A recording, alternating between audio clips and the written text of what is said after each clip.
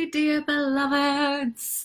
Such a joy to get to hang out with you on this very rainy Melbourne Tuesday afternoon. And I have some news, so I thought best I go live and share that, really. But also, of course, ideas brewing in my head and things that I want to share, and just a sense of, we have to keep our eye on the ball with this stuff all the time. What is this stuff that I'm talking about? I'm talking about consciousness and where we are putting it.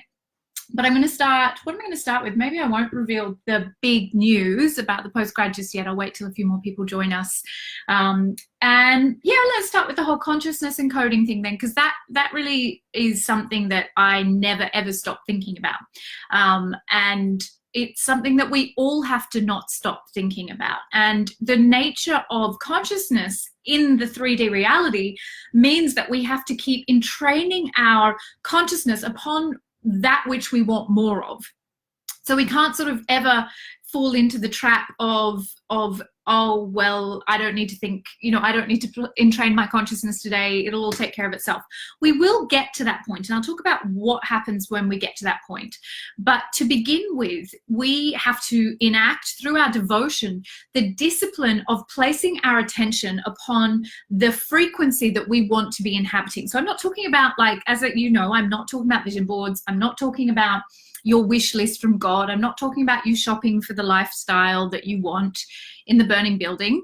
I am speaking of what is the vibration that I want to be resonating at, and am I holding my attention upon that, or am I letting my consciousness like flap around like a tantruming toddler?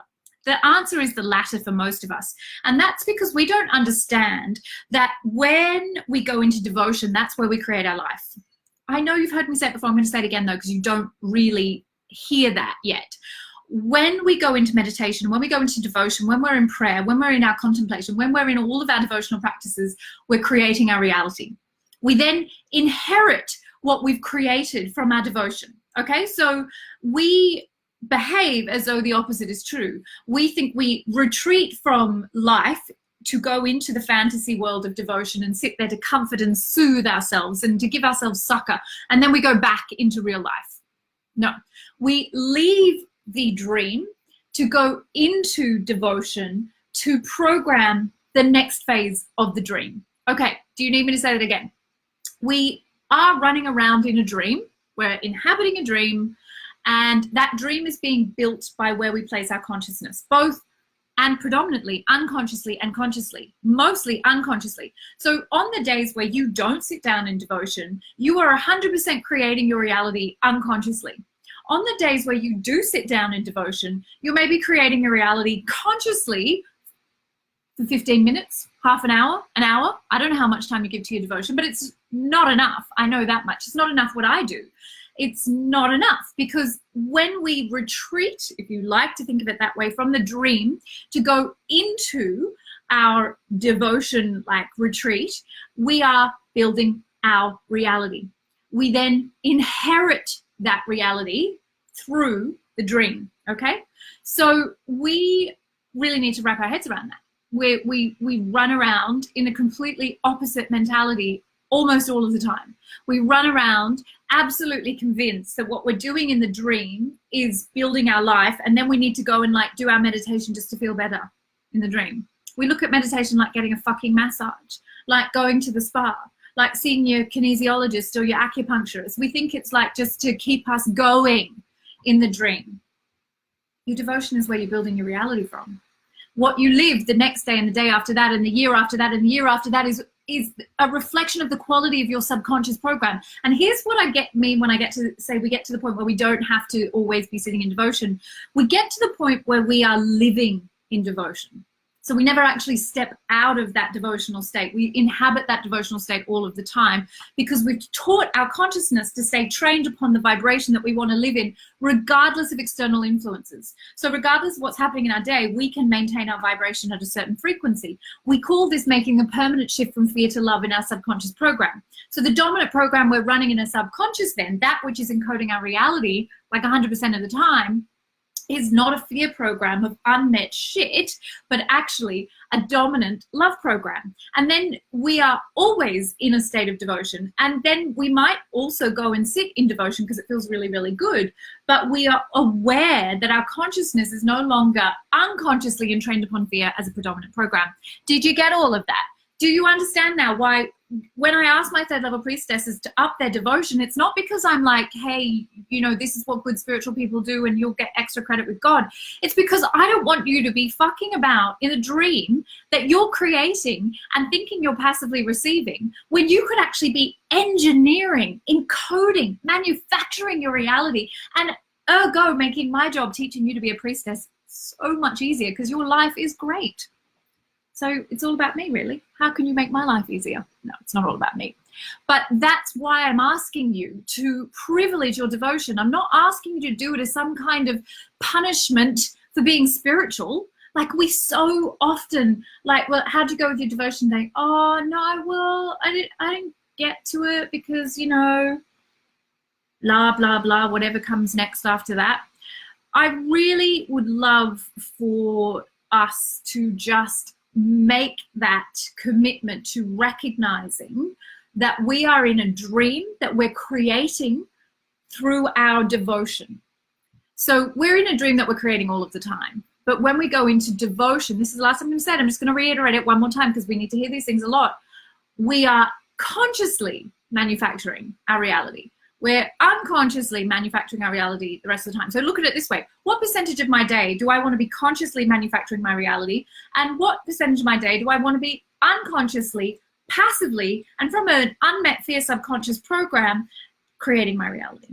I know what my preference is. So I'm going to give you a tool. I'm going to give you a tool real quick that is going to, I did it this morning. I'm not giving you tools that I'm making up, and this is not mine. This is this is a yoga mudra that I did in yoga today. So, you know, at the end of yoga, they're like Shavasana, most important practice.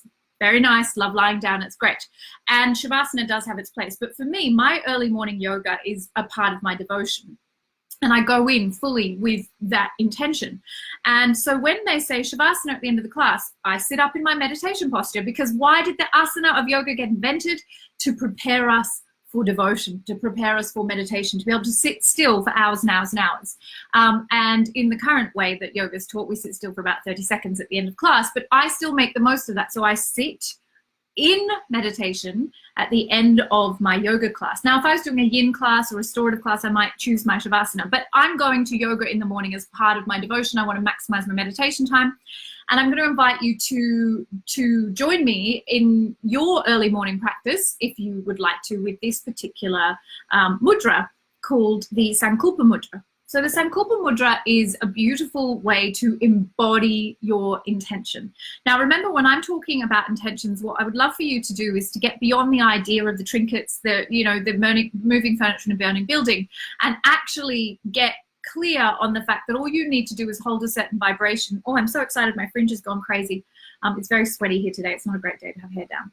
So you're going to intend a feeling state. That's what I want you to focus on. Don't intend shit. Don't intend shit in a burning building. Intend a feeling state. God will respond to the frequency that you're putting out and bring you exactly what is yours. And that's consciously co-creating, not I will make a shopping list. You fulfill the shopping list. I'll be a good devotee. And until I get my needs met, my ego needs met, I will doubt that God is actually listening to me. Okay, let's do this. So you take your left palm parallel to your temple, flat. It's hard to do flat when you're looking at the screen. And you're going to go into a heart congruent state. Now, if you don't know what that is, what I'd like you to do is just close down your eyes, breathe deeply, activate the vagus nerve by having that exhalation twice as long as the inhalation, move out of the beta brainwave state. You're doing this in the morning, like early ideally, and your melatonin is higher, so you're going to be more naturally in that beautiful theta brainwave state anyway, which is where we access the subconscious and change our programs. And you're going to hold an intention in your mind of how you want to feel: peaceful, joyful, abundant, free, blissful, whatever the word is for you. And you're going to see the seeds of your consciousness, imagine them jumping into the palm of your hand, so that the seeds of what your mind has produced, and get a feeling. I always get a resonance in my palm, a sensation, tingling, change in temperature, whatever it is for you. And then as you've received that sensation in your palm, you're now going to turn your palm and you're going to travel across the front of your heart center. So you're bringing your consciousness down into your heart, which is the place where we create from, largest electromagnetic field of any part of your body. And you're going to travel across your heart chakra like this until you reach your right shoulder. And you're just going to hold your palm there. And then you're going to reiterate your intention, whatever that feeling state is, until you feel it again. So you want to have a feeling connection. Feeling is the prayer, according to Greg Braden. When you feel ready, you're going to travel your palm down to your thigh. Now, this is in alignment with your sacral chakra, which is the creative center. So we're anchoring this intention into the world. And we take our other palm, this is all happening on your thigh, and we clasp these together. And we're just going to express our gratitude. You can even just use the prayer, thank you, thank you, thank you, one of the most powerful prayers in the known universe. And when you're ready, your hands down here, of course, you're going to simply bring your hands into prayer position, front of the heart. Express your gratitude one more time, and that is your Sankalpa Mudra. So anyone who wants to join me for doing that for 40 days, for the next 40 days, please do, and really understand that this is how we encode consciousness. So we are not encoding consciousness by writing a shopping list and demanding things from God. We're not encoding consciousness, we're never not encoding consciousness, and we want to do it intentionally, and this is one of the most beautiful practices that we can do. So devotion is where we create reality and encode consciousness, and when we're running around in the 3D, we're asleep. You go into devotion to wake up, go back into reality, fall asleep. Yeah, until we reach a tipping point where we can be consciously connected to our truth at all times. How cool is that? Amazing. Let's do it. I'm doing it. All right. What else did I want to talk to you today? Well, I wanted to talk to you about another one of my favorite things. I am not interested in your comfort. I am interested in your evolution. And I've noticed that the real sense of the way that our saboteur can show up around this, of seeking out the comforts of our spiritual awakening, like wanting those things that are going to make us feel rewarded for all our hard work, and the ways that that can prevent us from stepping into being part of the revolution. So I've just announced to my glorious third level grads and current students who will be graduated by July that the next round of the Intuitive Intelligence teacher training is happening in November, 7th to the 12th in beautiful Mama Bali in Ubud. And it's happening there for a number of reasons, partly because last time I taught it, it wasn't in the retreat format, and I just didn't get enough time with those women. I wanted to have them 24/7. I will not be walking into their bedrooms in the middle of the night trying to teach them things, I promise. But the retreat allows us to go deep, really deep, and it steps us out of our ordinary life. We don't have to be kind of dealing with how to feed ourselves or even how to make our own beds or any of that stuff. We just get to go into this incredibly immersive bubble. Now, the other thing about that is that many of our students now are global, which is incredibly exciting. Much easier to get to Bali than it is to get to Australia, especially if you're flying from the Northern Hemisphere. But the third thing about that is it works. It just works. Bali, Mama Bali, Ubud is such a sacred place that everything we do there is exponentially increased in power.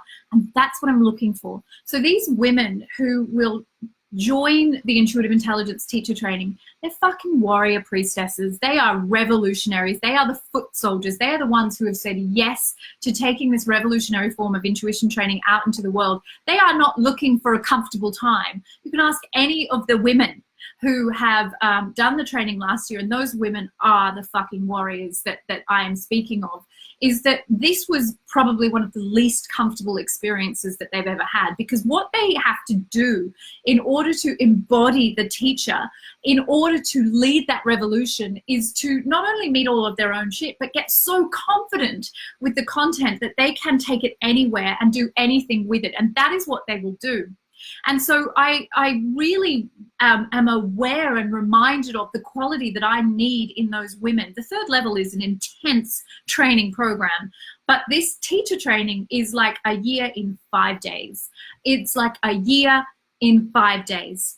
Now, as Lausanne so beautifully pointed out on our postgrad pathways, it's going to make you a better intuitive guide, but it's also going to give you permission to take this revolutionary form of intuition training to the world. And there is no other way that you're allowed to teach this anywhere unless you have been through this program. And that's why we've created this program, because I'm aware that there are women who are in the third level who are ready for that privilege and that responsibility. And they are not seeking their comfort. They are not looking for a holiday. They are not looking to be soothed. They are not looking for time out from their families. They'll be begging to be released back to their domestic servitude by the end of this, because this is intense, but it is life-changing, it is game-changing. And what I need from these women is a fierceness and a warrior-like energy. And every woman who's walked the path before in last year's training is a testament to that truth, and that's what I'm seeking. So if you are sitting on the fence about taking up this place or putting in an expression of interest, then really just look at what I'm requesting and what I'm asking for. I know who I want, and I want revolutionaries, and I want the women who are unafraid to get uncomfortable as hell, because it's going to be uncomfortable. But hey, we're doing it in Bali, so there'll be coconuts and a swimming pool and hammocks. So I'm trying to make it as lovely as possible for you. And yes, Lausanne confirms the retreat will work. So speaking of retreats, another update for all of my prospective postgrads is an update on our retreat venue for the 2020 intake. So if you joined me for the postgrad pathways, you will have seen me very confidently announce that we were going to Sri Lanka. Turns out not so much.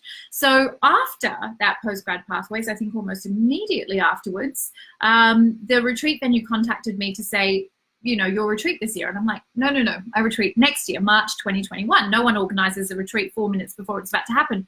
Apparently some people do. So they thought we were interested in coming this year, and they have places for us this year, but they have no places for us in March 2021. You know why? Because people organize their retreats well in advance, as I was doing. So we're not going to Sri Lanka, and I'm actually okay with that, because I have found us the most incredible, most beautiful, most delightful venue that I didn't even know existed, clearly, because otherwise I would have booked it first. So postgrads, March 2021, on our retreat, we are going to Vakasa in Koh Samui in Thailand, and I'll share the link here just so you can lush out on it, because I keep going back and looking at it. We're talking like clifftop, Shala, open air, overlooking the ocean, just divine, holistic food, the most stunning accommodation right on the beach. It's gonna be good. I am not sad about this change, and I just thought I should let you all know, in case Sri Lanka was the reason that you were thinking that you needed to do the postgrad. I'll go back to my previous point, which is I'm not interested in your comfort, I'm interested in your evolution. You will say yes wherever you need me to go, Ricky. I will go there, just like Jesus on the cross. He did not say no to God. Am I comparing that to this? Yes, I am. I'm okay with that. Do not be looking for comfort for your ego. Be willing to be the revolutionary. I'm also taking you to beachfront Thailand, tropical islands. So I don't think this is like when God said to Jesus, do you mind being crucified? I'm pretty confident this will be a very nice evolutionary experience. So that is my news today on this glorious Tuesday. Thank you so much for hanging out with me. If you did miss the consciousness encoding, please go back and watch that. If you are keen to understand walking around in a dream, oh, wake up when I do my devotion. Go back to sleep when I go back to reality. Wake up when I do my devotion. Go back to sleep when I go back to reality, until I do my devotion often enough that I reach the tipping point. And that's that. I think that's all I want. Oh, one last amazing thing, and I should update the description of this. Yesterday, we officially made our $3,000 donation to the community of Tuma, very close to our beloved Bree Jones, our gorgeous third level mentor and postgrad priestess, who has been guiding me in knowing the best place to make our donation. Thank you to all of you who contributed to the events all around the globe. We've now donated over $6,500 to the fire relief in Australia. And I'm just so excited that we've been able to make some kind of difference to our fire-stricken communities, and especially to my beloved Bree. So that is it. Thank you for hanging out with me. I'm enjoying these Tuesdays. I think I might do another one next week. And so much love to you. Have an intentional week.